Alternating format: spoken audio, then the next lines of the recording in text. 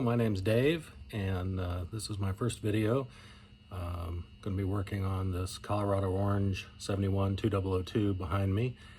I named the channel Reworked because I'm going to be restoring several 2002s, including a turbo number 113, that's at the body shop right now, and then a TII, and putting an S14 into a 74 formerly carbureted car.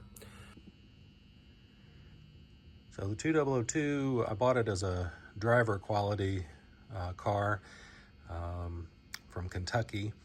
It had actually come from California a year or two prior, and a couple weeks after I got it, had a couple of failures. I noticed the engine temperature gauge would go to the high end of the scale and then flip back to normal and then up to high, and then eventually it just got stuck where it was only at high, and engine's not overheating. That seems to be a gauge or sensor issue, so we're going to solve that today. And then car's up on jacks because the front right wheel and hub assembly came apart after I'd driven the car a couple hundred miles total. The hub and strut are bolted to the pitman arm with 3 studs that then have a safety wire through them. And it turned out this car, last time the front end was serviced, they did not install the safety wire on either side. And I didn't know that, but as I turned into my driveway, the front right wheel collapsed and broke the top of the strut off, and then rotated backwards, damaging the fender and destroying the fender flare. So I'll be rebuilding that on another video, but today's topic is the intermittent temperature sensor. So here's the sensor on the top of the thermostat at the front of the intake, and the first thing I did was take that out and replace it with a sensor from another parts M10, and that didn't solve the problem.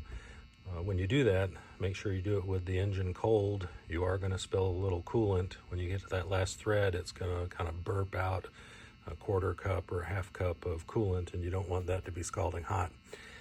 So after replacing the sensor didn't solve the problem, I read up on the problem on 2002 FAQ, and the answer was grounding of the pins in the instrument cluster. And the article said pin 9 is the problem, but rather than messing with the pins, you can ground the instrument from 2 of the little smaller thumb screws or thumb nuts on the back of the instrument cluster. The engine temperature gauge is intermittent. It usually is pegged high. Currently the engine is cold, and if I start it up, it just stays pegged high. So it's a little hard to see in film behind the instrument cluster, but you have to take off the wiring harness connector and then unscrew the speedo cable and then the 2 knurled thumb nuts.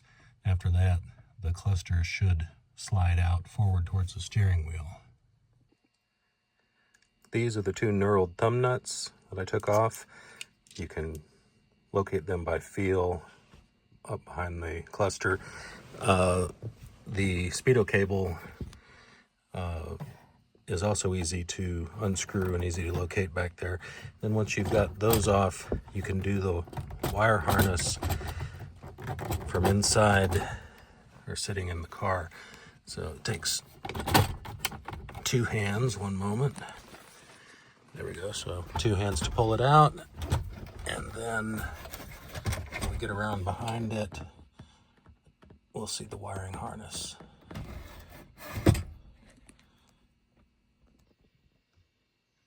Here's a better view of the wiring harness. It's on the left side of the rear of the instrument cluster. It wiggles out. So with that round brown connector undone, now all we have to do is this connector on the right side of the rear with the two black or purple wires. I'm gonna have to put the camera down. So with the connector with the two black wires disconnected, we can now lift the instrument cluster out, and we'll work on adding grounding. So the solution to the intermittent temperature sensor is to ground these two nuts. And this is the first time I've had this out, so I see that somebody's already added a ground wire, although it wasn't connected to anything when it came out. But secondly, there's not a nut on this other post, so I'm going to have to get another nut for that post like this, kind of a thumb nut, and add a ground wire to it. Then when I put this back in the dash, I need to connect this to a piece of metal grounded behind the dash. Hopefully that will solve the problem. So while I have the cluster out, I'm going to do a little cleaning of this dirt and debris behind the cluster. And I had hoped to find the missing thumb nut, but there is the washer. So I'll use the washer, still have to find a nut somewhere else. I've put together a small wire with spade connectors on either end to match the existing one. Now we'll just reassemble and find a spot under the dash where we can connect this to ground. When you're reconnecting the wiring harness, you don't have to worry about putting it in the wrong way, as it's keyed by this half moon on the front. The other wire is just a simple spade connector, so there's no wrong way to put it back. So with the larger wiring harness connected and the black wires that go on the right side of the rear of the instrument cluster connected, all we have now is our two new ground wires. We want to put them through this hole behind the cluster so that we can get to them for grounding them.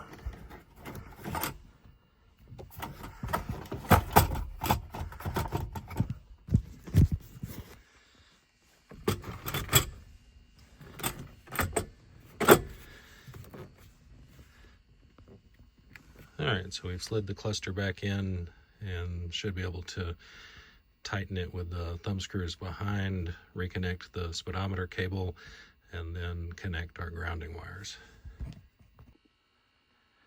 It's easy enough to put the two knurled thumb nuts on by feel. You can feel both posts behind the speedometer, and they thread easily.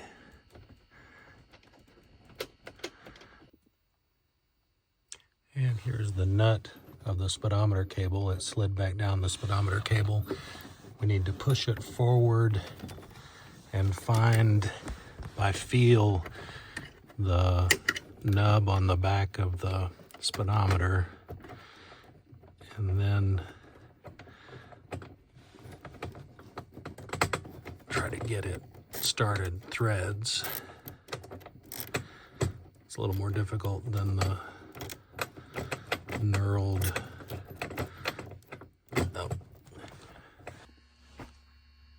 I got the speedometer cable on, but I was unable to do it blind. I had to get my head under the dash and actually look at the end of the cable and put it into the receptacle in the back of the speedometer, and then start threading the collar lock nut or nut. So that worked. I was unable to do it blind like I did the 2 thumb nuts. So have everything reconnected. Now I just have to pick a place to ground this.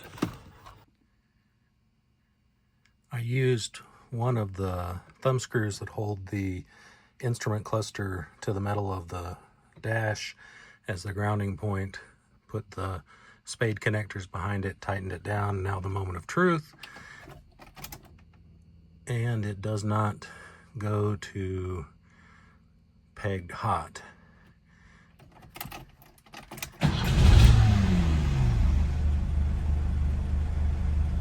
So it would appear to be solved unless it's intermittent while driving. Now that we've grounded the back of those 2 posts on the instrument cluster to the metal behind the dash, instrument cluster seems to be reading correctly, so I'm going to call that a success. That'll do it for today's episode. When I get the front right wheel put back together, I'll be able to take this car out for a test drive and make sure that everything in the dash, everything in the cluster works. Hopefully I didn't mess up the speedometer or anything. If you have any questions about what I did or any comments or corrections, please comment below. Thank you.